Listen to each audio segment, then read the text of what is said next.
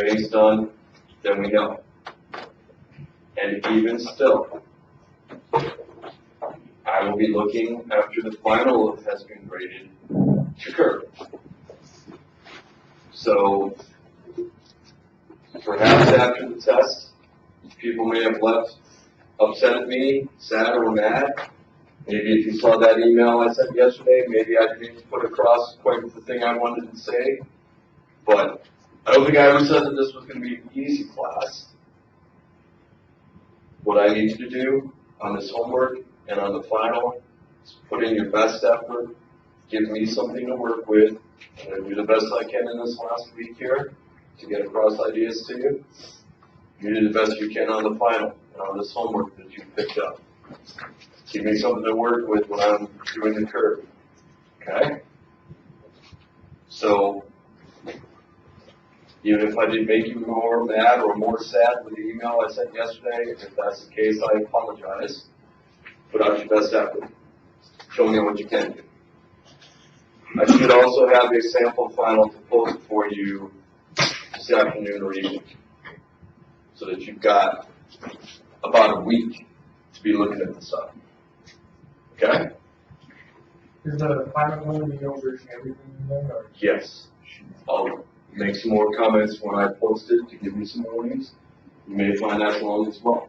But at least you're going to have something a week in advance to be looking at and be thinking, what kind of pace do I need to be working at? And even if you can't answer all questions, remember that it says on the syllabus it's worth 200 points. I'm actually going to give you 10% extra credit there as well. So it's actually going to have 220 points on there. If you can't get 220, fine. If you can get 200, that's 100%. If you get 180 out of the 220, I'm taking it out of the 200. That's a 90%, and so on. So look at what things are worth, and maybe saying maybe you can't answer all of them because you don't remember, or there's not going to be enough time. Find the ones that are worth more points. All right. So about 10 or 15 minutes into it, maybe even less, we will be getting to what's on this homework. And I'll show you a similar calculation to these different parts.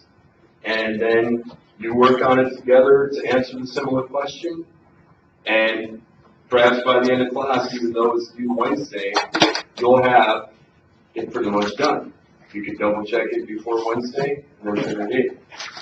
One other thing is it says it's worth 13 points, but it's you can actually get 20. You can say maybe it's for the test, but really, it's also the fact that there are 7 extra credit points there is, well, with some of them being only worth 1 or 2 points, I didn't want to make them worth even less. If there's just one step of arithmetic to one part, I wanted to make that a one question. Okay? So, what I was saying during the review last week was that if you think about it, in chapters 14 through 16, we only had one group, one sample. Then, though we hadn't really gone into details, I said matched pairs problems, if you take the differences, which is actually the information that I gave you on the test and on the review, if you find the difference between scores within each pair, or if people are matched with themselves, a before and after score, if you're subtracting in a consistent way, you could get one score for the pair, and then if you get X bar for those differences, it's really like we're back to talking about one group. So that it didn't change anything that we learned earlier in the chapter. Really, the authors don't say much yet on page 449. It's when we get into chapter 19, our last chapter. We're going to get to in 10 or 15 minutes, where you've got 2 groups, where hopefully you'll see a difference. Basically, what it says on 449 is to compute the responses to the 2 treatments in a matched pairs design, Find the difference between the responses within each pair. Then apply the one sample T procedures to those differences. By the way, what were the three things we knew in the first few chapters when it was a Z procedure? SRS, Normal distribution. Sigma is normal but not mu. Okay. In chapter 18, still at SRS. If it's normal, great. If it's instead single peak and nearly symmetric, okay. Particularly if we've got a big enough N. Like I said, I used to hear was 3. But even if it's skewed, but single peak, if your N is really big enough, then what we learned in chapter 11 from the central limit theorem would say we can probably still apply these procedures. What do we not know? Besides mu, what did we not know? Don't know sigma either, right? So we needed both x bar and s from the sample. So, we're going to look at that last question that was on the test. If I've given you the full story, these would have been the scores on that TOEFL question, test of English as a foreign language. The first attempt, second attempt, perhaps after getting some special training to prepare for it, or just the fact that it's taking a second attempt. What we wanted to know was, would that second attempt result in better scores? Would the population mean, if we think about everybody that's taking the TOEFL, at least people that are taking it twice, would they have a mean increase compared to what they had on the first one? So that's about mu. And here we can find out from the differences. We're always subtracting the same order. Somebody could have gone the other way. First minus second and made that negative. But then you'd have to be consistent. Then this would be a positive if you did first score minus second score, and so on. And it would change one more thing as well. By the way, you don't have to copy all this down right now, because, again, the PowerPoint will get posted to Blackboard a little later today. The other thing that would change, if you switch the order of subtraction, if you're looking at first score minus second score, you would expect if there really is improvement on the second test. If in general, second scores are higher than the first, what is lower minus higher? What type of number does it give you? We subtract a smaller number minus a bigger number. I think somebody said it. Negative. So less than 0. Oops, that should be an equal sign there. So both in the null hypothesis and in the alternate hypothesis, regardless of the order that you do your subtraction in, we should be comparing to 0. In the null hypothesis, it's always mu equals. Remember I asked the question Friday, what's in between positives and negatives when we look back at that table of differences? There's only one number that's in between positives and negatives, 0. Or put another way, the null hypothesis is like saying, let's be conservative here, let's act like taking it a second time has no effect. What number goes with no? You think of no or nothing. What number do you think of? 0. So what this is saying is, again, that should be an equal sign there, saying mu equals 0, and the null hypothesis is saying the second attempt makes no difference. That's what it means in words to say mu equals 0. Okay? But, given the order I subtracted in, second score minus first, I'd expect if there really is improvement, that I would get positives, something greater than 0. If instead you subtracted the other way, then you would have negatives showing up more often, and you would have less than 0. Degrees of freedom, so a lot of people got that right, 11. If you want to check out the calculation I have here, this is part of the key I'm going to post. Notice the order I did things in. I would figure out the square root. I could do that division. I could do that subtraction. And then I could do the overall division in the main fraction. What I wound up doing though, you could try it out that way, with parentheses around the numerator, parentheses around the mini fraction in the denominator. Another option, since I was subtracting 0, that simplified the numerator very quickly. And I took the mini fraction. Some of you have heard the phrase copy dot flip. Is that right? For dividing by a fraction, Jalen, you've heard it? Who else has heard it put that way? Copy dot flip. It just means whatever you're dividing by, if it's a fraction, flip that one over, turn it into multiplication. That's the way I typed it out here, but it should give you the same answer. So, Dakota, I think I saw you type it in. Did you get the same thing? 1.566. Now, if you didn't round to 3 places like it said, it may not matter in the later parts. So I didn't take out there unless you rounded sooner. Most people had, if they were doing this part right, either 1.566 or it went further. And if you wrote more of it, it really wouldn't affect what we're doing down here. 11 degrees of freedom. 1 less than sample size, 1 less than n, so this was still 12. We're looking for the 2 closest values to 1.566. But I didn't show all of table C, but either you can look that up right now in these 2 columns and go to the bottom. Do we need 1-sided or 2-sided? How come? If we had greater or less, yep. If it were not equal back up there, then yes, that would have been 2-sided. Okay? How much do I take off? Back on that part, if you stated your hypotheses correctly, and then said 2-sided instead of 1-sided, I didn't take off there.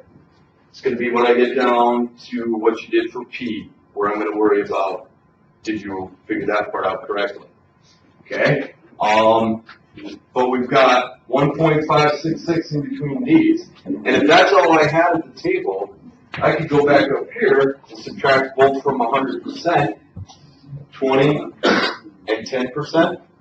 But then because it's 1-sided, take half the 20% and half the 10%. I was getting that P was between 5 and 10% when doing it this way. TCDF as another option, you had to have the T value.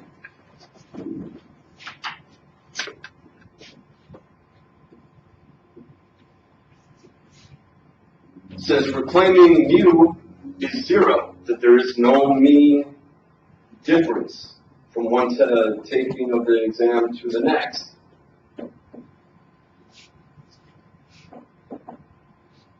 And we've got a T value that's positive. It's above it.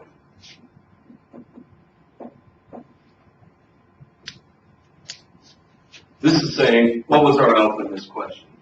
Does anybody remember?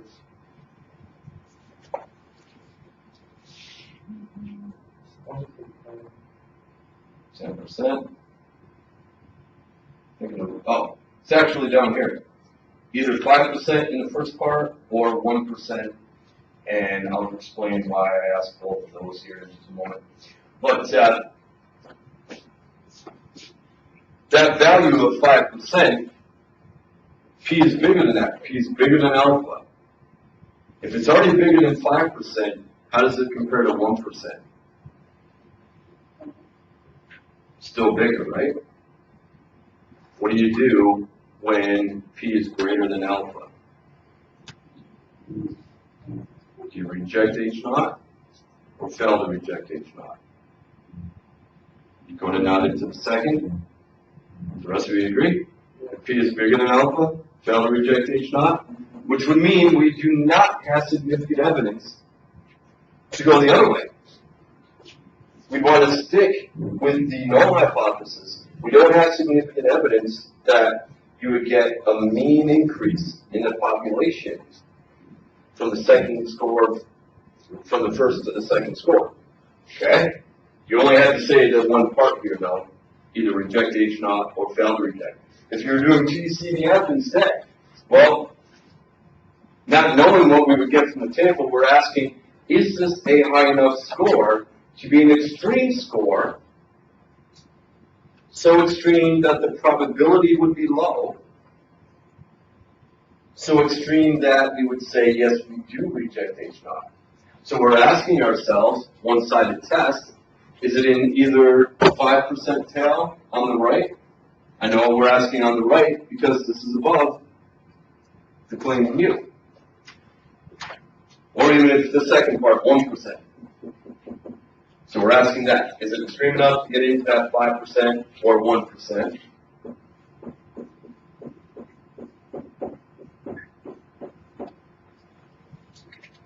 With TCDF, you've got to put in the thing that you got for T. Why am I putting 10 to the 99? Your math. Upper. Okay, but why is that the upper bound in this case? Because you're going to the right. Because the shading is going to the right. People that try to use normal CDF on earlier questions, who may have gotten it right, but drawing the picture, as I'm doing here, and I've done some other times, really helped to know, should I be doing negative 10 to the 99, negative 10 to the 99, comma, that X bar, or T, or whatever. It's all based on which direction our shading will be going. How does T compare to 0? Or how did X bar compare to a claimed mu? You type that in, you also have to have the degrees of freedom, not the sample size, but degrees of freedom. You get something that's still bigger than 5%. And if it's bigger than 5%, failing to reject H naught, then it's also going to be bigger than 1%. So you would still be failing to reject H naught. Does that help? Questions?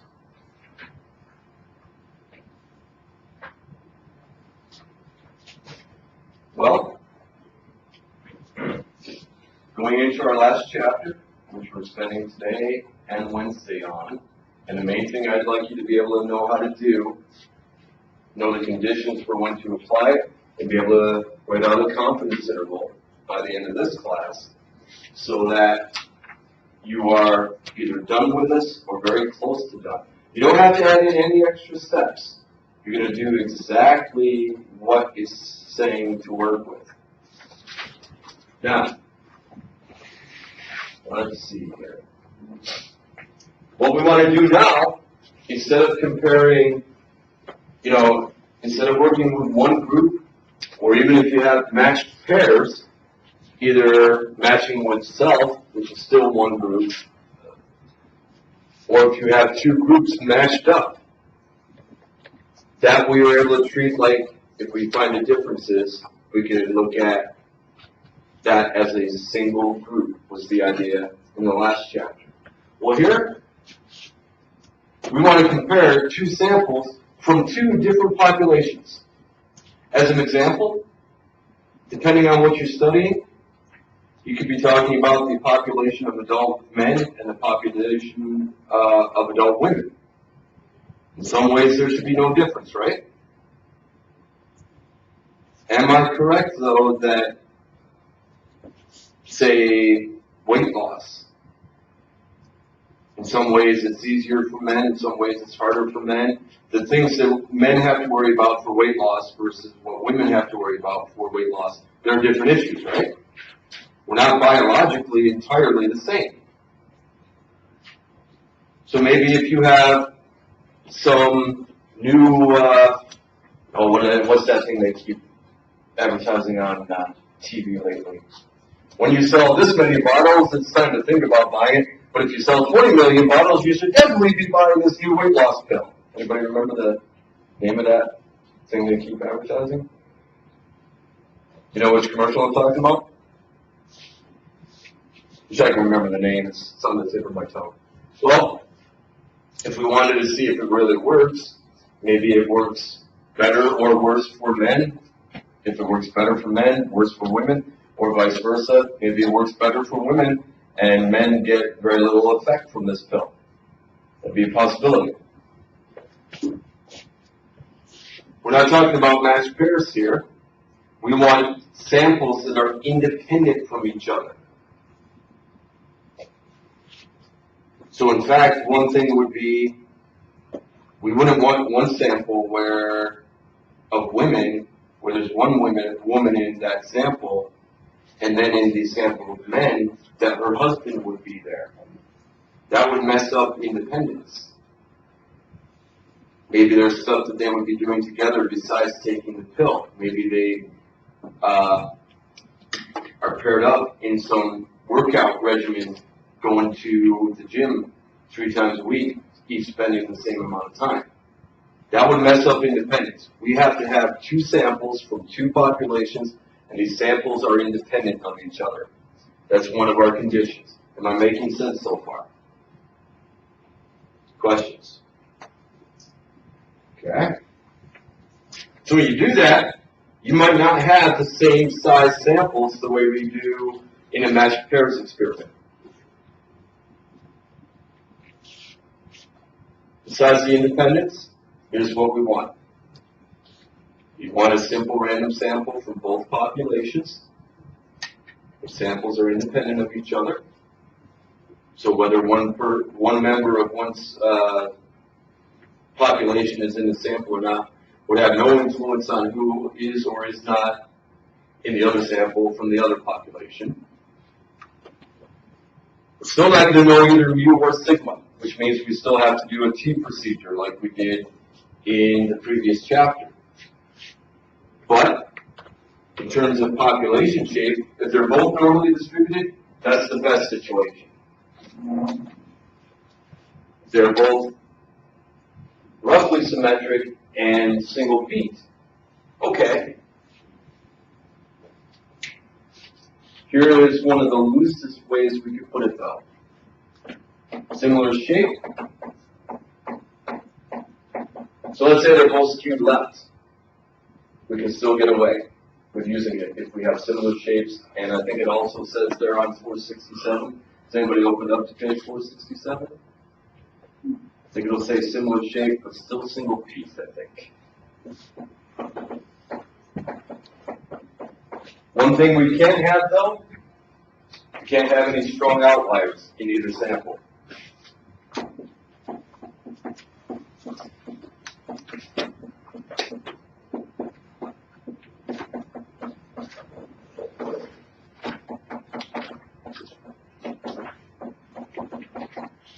Let me double check the single peak part here, but I think I'm right.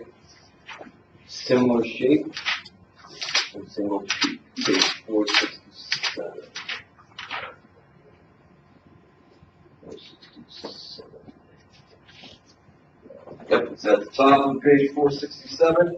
They do start off saying it best is if they are both normally distributed, but if you read further along, in practice, it is enough that the distributions have similar shape and that the data have no strong outlier. Okay, so I was wrong about the single peak. A lot of what we're going to look at will have the single peak stuff. Cross that one out.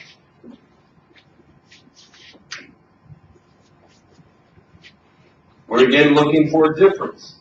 We can't look at a pair of scores from the 2 different samples because they're not matched. They're independent samples of each other. So rather than looking at differences between scores in some pairing, again, we may not even be able to pair them up in terms of numbers. You could have 500 in one sample, and from the other population, you could have 750. Find out the mean from both samples. X1 bar for population 1, X2 bar for population 2 sample mean, and that's going to infer about population mean 1 versus population mean 2. What if there is no difference between the two populations? What would be your null hypothesis if there's no difference between two populations on the thing that's being measured?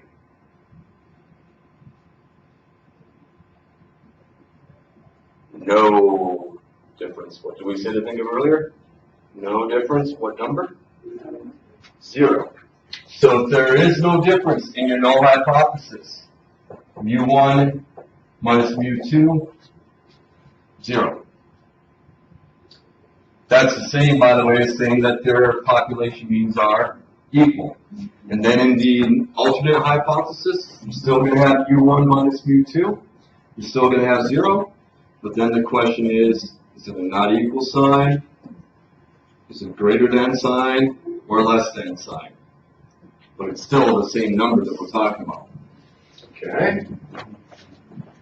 Now very quickly here, this part you don't have to copy down. I'll tell you which slide concludes the thought. And again, I'm going to post this later. You might remember I called S over square root of n at the beginning of the last chapter the standard error. The critical value, T star in this case, back in 14 through 16, it was Z star. You multiply the standard error by the critical value, that's your margin of error. So that's one thing that's not going to change. We had X bar plus or minus a margin of error in chapter 14 through 16 and in 18. In the hypothesis testing, was X bar minus the claimed mean over standard error. And it just depended, well, were we going to have sigma over square root of n, like chapters 14 through 16, or were we going to have S over square root of n, as in chapter 18? What do we replace that with? Here's where it's about to be the stuff you need to copy down almost. Before I address that, there are two options shown in this chapter about degrees of freedom. I'm only covering one. Remember we talked about before the test and even during the test, because you had that one question with 3,000 for the sample size. There was no 2,999 degrees of freedom shown, was there? So what you needed to do was go up to the first thing less than that. Smaller sample size, smaller degree of freedom would give you a bigger T star, because that played it safe. It was being conservative. This method here, when you have two populations and two independent samples from those populations, is something that you don't have to do a lot of computing. The other method in the book involves a lot more steps from what I see. You're just going to compare, take one away from each sample size, as if you were getting degrees of freedom from both, and ask which one is smaller. Because those ones give you the bigger T stars. They cast a wider net for your confidence interval, and you would be less likely to reject H naught too soon. Smaller degrees of freedom, larger T stars, playing it safe, being more conservative in a statistical sense. Doing okay so far? So if you want to leave that up there a moment so you can copy this down, this just means compare the two, take the minimum, take the smaller of that pair. And I'll show you what our formulas are when we fill in SE for the standard error for this particular situation. That's really the only new thing to know.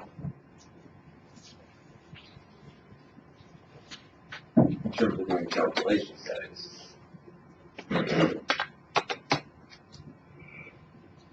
Ready? So if we take the same idea we had before, instead of X bar, remember we've got two independent samples from two populations. Put the mean of your X bars. You have to be consistent in the order you subtract in. It's still going to be plus or minus some margin of error. Well, since you compared one less than the sample size for each sample, taking the minimum, you've got one value for degrees of freedom, and so one T star from table C. Your standard error in this case looks like that mess there. That's the part you really want to copy down. What's under the square root. That's the new part. And I'll explain a little bit about it here in just a moment.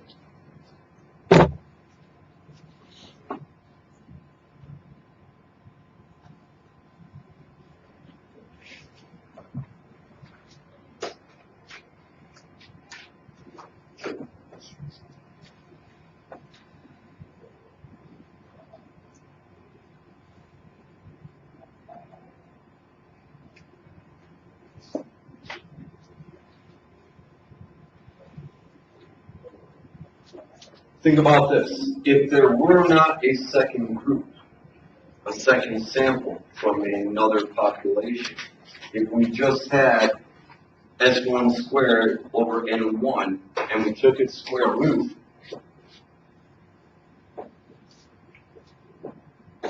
heck, we could even leave off the ones. If we're not thinking about group 1 and group 2, you don't need the subscripts. By the way, your only exponent there. The 1s and 2s down here are naming which group they're from, which population, which sample. So what's the only exponent that we see in any of this? Where do you see an exponent? Yes. S2. S1 and S2 both get squared. Okay, does anybody remember enough algebra that you remember how to simplify square roots?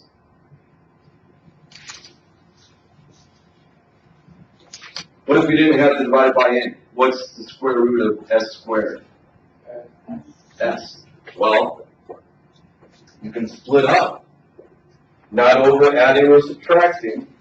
So don't try to simplify things here by breaking up that square root over the plus sign. That's a huge problem there.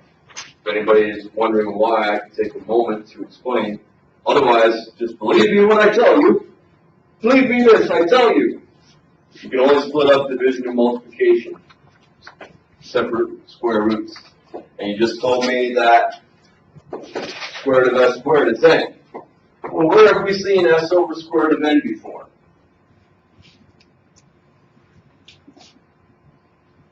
Where have we seen s over square root of n before? T star times it. It was our standard error for one group when we did T procedures. We don't know sigma either. Okay? So that was what our SE was before. This is just a way of replacing S over square root of n, which was dealing with one group, for something where we've got two groups. They're very closely related. And so the standard error, that's what we were dividing by our mini fraction in the denominator for our statistic in our hypothesis testing. So we replace standard error, that same thing, that messy square root. Okay? The big thing that is going to make sure when you're doing a confidence interval here, that you're doing things in the right order. So while you're looking at the homework here, I'm going to make up something similar, show you what I do for that one, and then take a moment, you do a computation, I do the next computation with a similar example, you do it, compare with each other. So that again, this is going to be done or nearly done, and then Wednesday, just double check before class that you're comfortable with what you're handing in. So,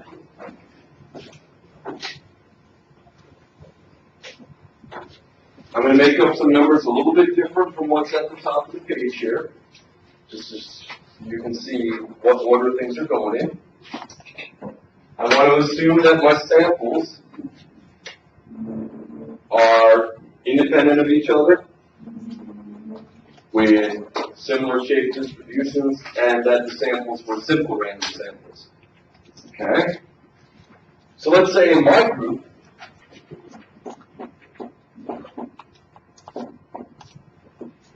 let's say it's about the same thing, studying something about health with lean people and obese people as the two populations. Let's say the group size for the lean group is 9. And let's say that the group size for the obese groups, which if I'm not careful, I'm going to be there pretty soon. Yes, I'm picking on myself, so yes, hello. Let's say that's 20 for our example here. I'm going to make some nice numbers, but on yours don't round. Let's say that the sample mean for group 1 is, say 500. And for group 2, let's make it only 200. Sample standard deviation. For group 1, let's say that that's 100. And for group 2, let's make it 70.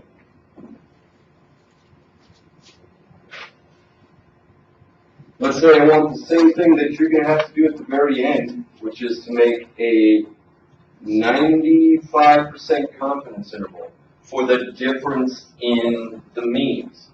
We're trying to use the difference in the sample means to predict about the difference in population means.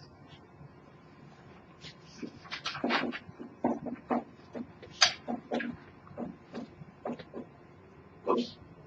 So just like in the last chapter, subtract 1 from each of your sample sizes. In my example, I'll have 9 minus 1 and 20 minus 1. You've got different numbers on your assignment, though. That's going to give me, and I have to compare between 8 and 19. What would I say my degrees of freedom are here then? What's the minimum of those two? 8. Okay. Oops, I'll just write 8 then. That's going to affect where we look in table C towards the end. So help each other out. Figure out what x1 bar minus x2 bar is in your question. I'm going to do that for mine here. And how many degrees of freedom. See what you think it is, and then compare it to something nearby. Don't round anything. Save the rounding for the end.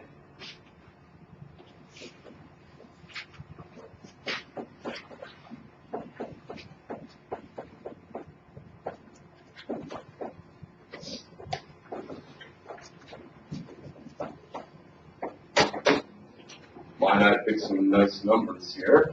But that would be my difference in sample means in the order that it was mentioned. How far do you want us to round? Save that for the end. So whatever's given right now. Yeah, I have the final answer. I was just wondering just how far. I don't know. Can we do that? 4 places. So that would be the tens, hundreds, thousands, 10,000. Okay. In the meantime, though, compare with each other. See if you're agreeing on your x1 bar minus your x2 bar, and on your degrees of freedom.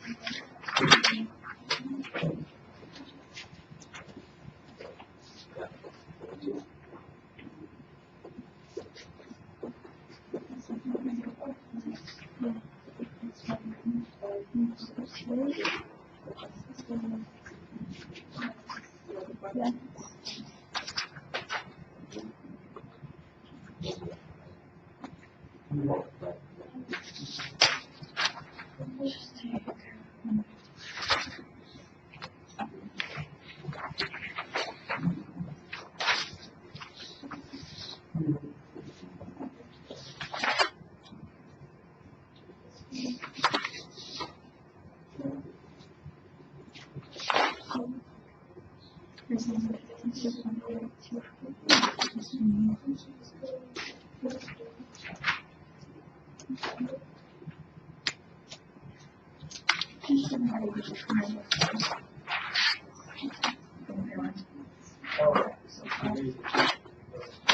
If you're feeling okay about those first 2 parts, I've got a different degree of freedom number than you do. but we are still looking at 95%. So if I'm looking at 8 degrees of freedom, and I need a 95% CI, looks like I need to use 2.306. What are you going to have to use?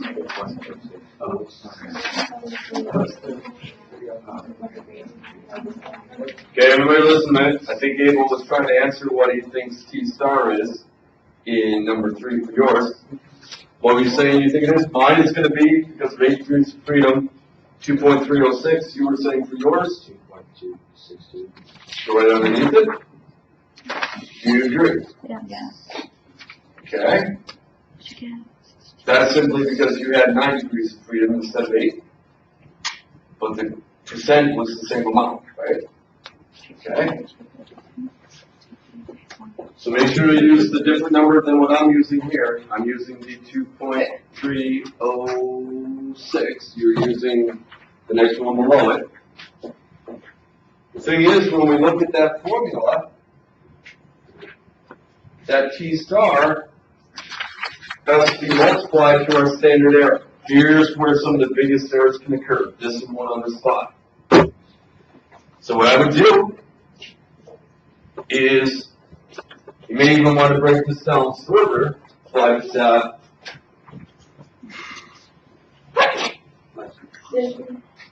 what's more important? Exponents, dividing, or adding in the order of operations? Exponents. Exponents. Then what? Dividing, and then adding. Okay? Now the calculator will let you put this in all at once, even if you put parentheses around that and then the square root. Let's say I leave out the square root and just type in, I would have S1 squared divided by its sample size of 9, in my case, plus standard deviation for the second sample, 70 is going to get squared. On mine, what would I be dividing that one by? On mine, what would I divide the 70 squared by? By the 20. Okay? So here's going to be something similar. If you break it down by the order of operations, like you just told me. Exponents, then divide, then finally add your 2 fractions. Don't round what you get here. That was without taking the square root. You could even do number 4, if you type in carefully, put the square root, and then parentheses around everything I just did. You can take the square root of my answer, and I'll get my standard error.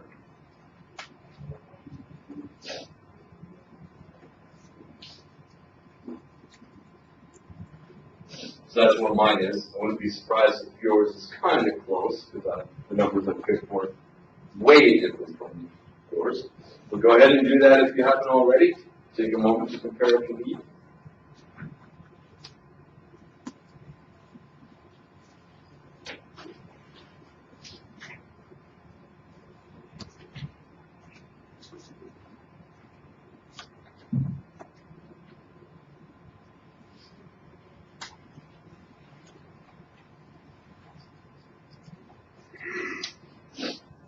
Once you think you've got it, look back at the formula again. You told me adding and subtracting are lowest on the order of operations list, right? So everybody listen and look at this for a moment. Even on the previous questions from chapters 14 to 16 or chapter 18, I've occasionally noticed some people are trying to do some subtraction here first, like x bar minus z star. And then you multiply it by sigma over square root of n, or s over square root of n. In fact, in those cases. Well, that's not obeying the order of operations. There's no parentheses around x bar plus or minus t star or z star. Because there's no parentheses, you needed to be working out your SE first, your standard error. Then times your critical value, that's your margin of error. Last, do your adding or subtracting. How do you think you're doing? Has anybody compared their answer to number 3? No, number 4. Are you getting the same thing between different people? I'm still trying to get the same thing you got on your sample to figure out, how did you get that answer to square root? Okay, so you can type second and above x squared and square root. Right? Okay? And then answer, second, That's the way that, so I just have to put that number back in. you could, but even on yours, Gina, you press second and above negative is A and S for previous answer. No, I go up to it. But yeah, you can copy it down.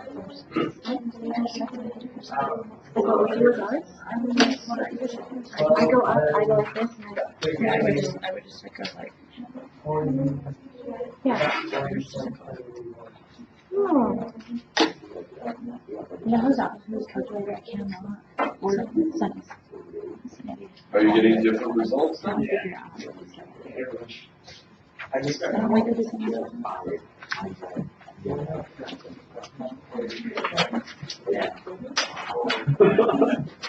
I got something in this word. Okay. I just got that. Let me check something out. I think I may know why you have difference. What do you get with five? Okay. 89.74. Oh, that's. I don't know what to do for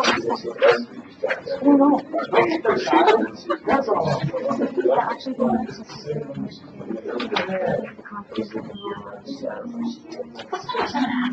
yeah. Give me a moment. You can get to the door real quick. They like chocolate. Is this what you got back here, or what do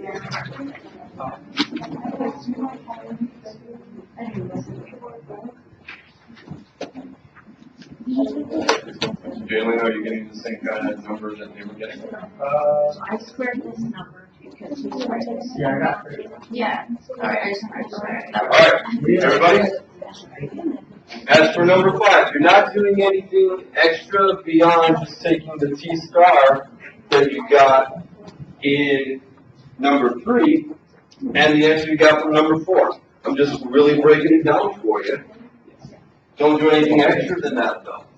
So in my case, I had a 2.306 for T star, and based on the question you had a moment ago, Tina, you can either copy down what you got from that square root, or if you want to tell it to multiply that T star by your previous result, you can press second, and above negative is A and S, short for previous answer.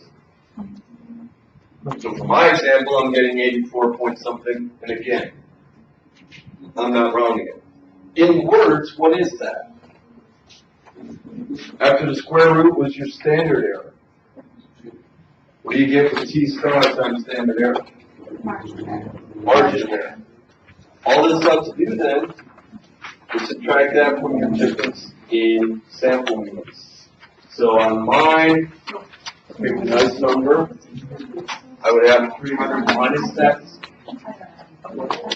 difference. So there's 300 minus it on mine. I was quite confused there. And then I'd have to have the difference in the means, 300 for my example. Do you know your second, what do you divide by 11? Okay, well, is there questions? Questions? Because So, first thing is that. so you've got your margin of error, subtract it to get your lower bound. Everybody listen, please. So as Danielle said, once you've done T star times SE, T star times that messy square root, that is your margin of error. All that's left to do is subtract that from your difference of x1 bar minus x2 bar to get your lower bound, and add it to the x1 bar minus x2 bar to get your upper bound. One last thing then. You said, what does number 7 mean? Okay, well in mine, notice how both of these are positive numbers. What number do you know is not in that confidence interval then? If these are both positive, from lowest to highest bound, what one number do you know is not in there?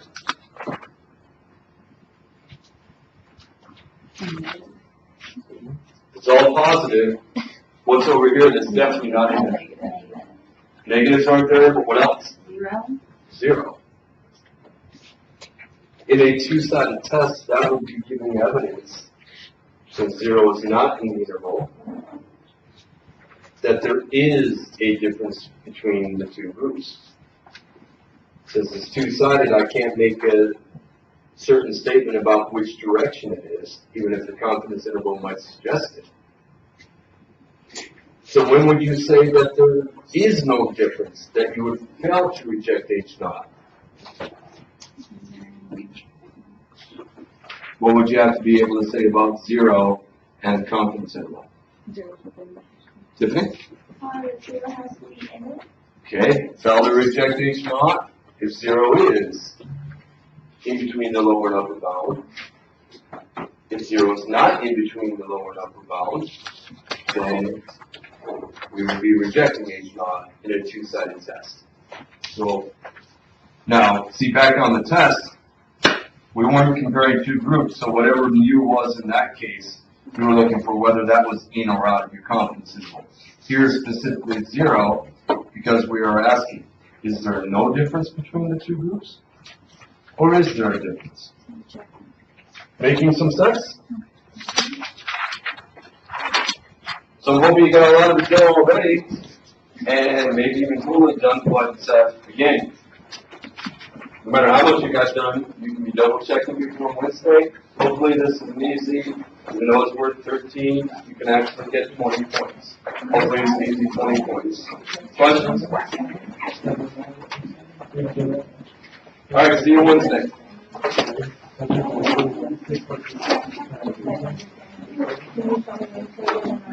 Well, I can tell you something real quick. So,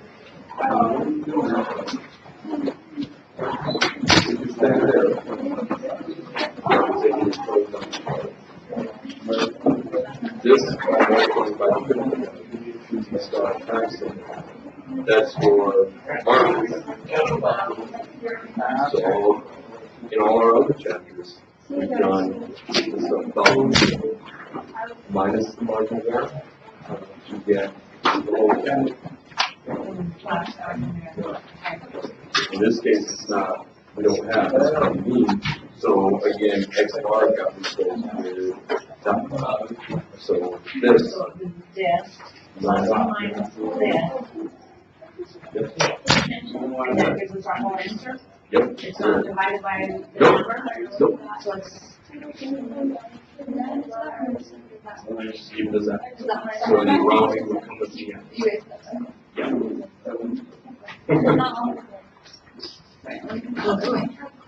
Yeah, we did those two. Come over here. If you won't let us use the raw data, then you should be having to convert it.